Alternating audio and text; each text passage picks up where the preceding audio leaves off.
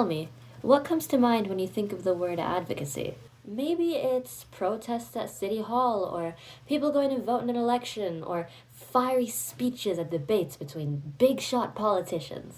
Of course, these things do matter and they are forms of advocacy, but advocacy itself is so much more than just the ballot line and the picket line. Advocacy can be conversations, questions, debates, ideas, really anything that can make other people think a better world is possible. You don't need to be a world leader to participate in advocacy.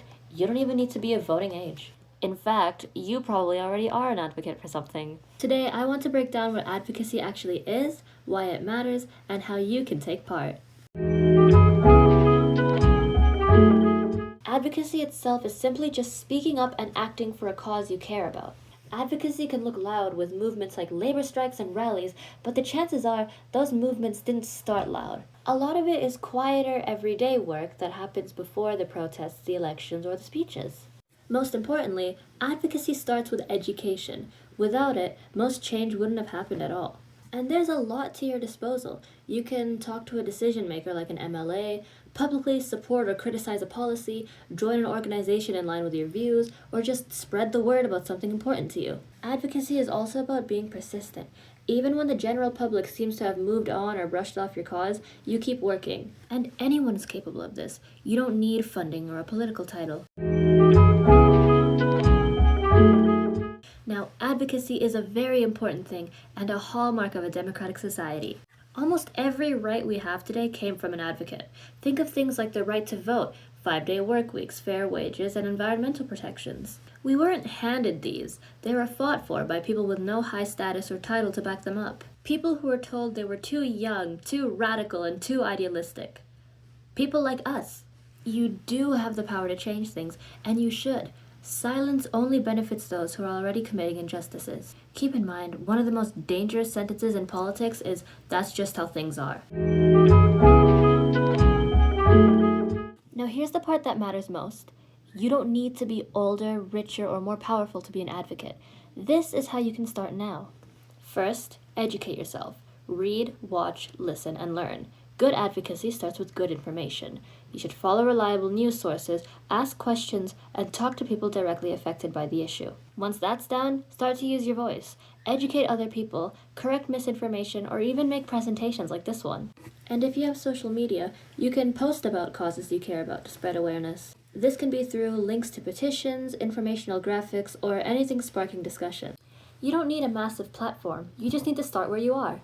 You can also engage with decision makers, contact your representatives, attend town halls, keep tabs on bills and policies, and submit public comments. You shouldn't feel awkward or unqualified. It's a politician's entire job to listen to you. And of course, advocacy is more effective in groups, and you do not need to do this alone, so get organized. For example, you can join most Canadian political parties at the age of 14 and be able to participate in everything an adult member can do, like canvassing or leadership votes. Other nonpartisan advocacy groups usually have similar joining ages or no joining age at all. There are also spaces like YPC that give young people a voice, foster leadership skills, and help you turn frustration into action. So find something you agree with and get involved. Lastly, advocacy isn't just for national policy or large current events. You can advocate in your daily life as well. You can stand up for someone being treated unfairly, suggest ideas to your student council, maybe volunteer in your community, lead productive discussions, and challenge injustice when you see it, no matter where. Small actions will build confidence for bigger ones. To summarize, advocacy is something that anyone can do. Movements start small and quiet, and you can participate regardless of your age or power. In fact, it's very important for young people in particular to speak up. People often say that youth are the future, but the truth is, we are the present. The decisions being made right now directly affect us, both currently and in the future. History has shown time and time again, young people don't just witness change, we lead it. Think of things like the Civil Rights Movement, where students participated in sit-ins and freedom rides.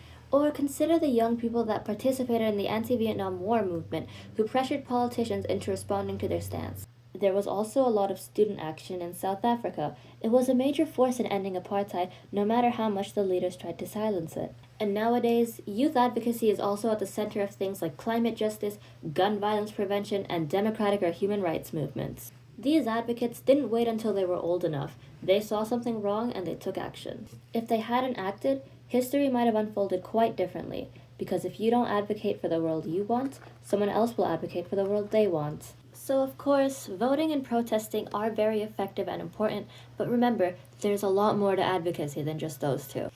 Advocacy is every small action, every question, and every research session. It's every time you refuse to be silent about something that matters to you.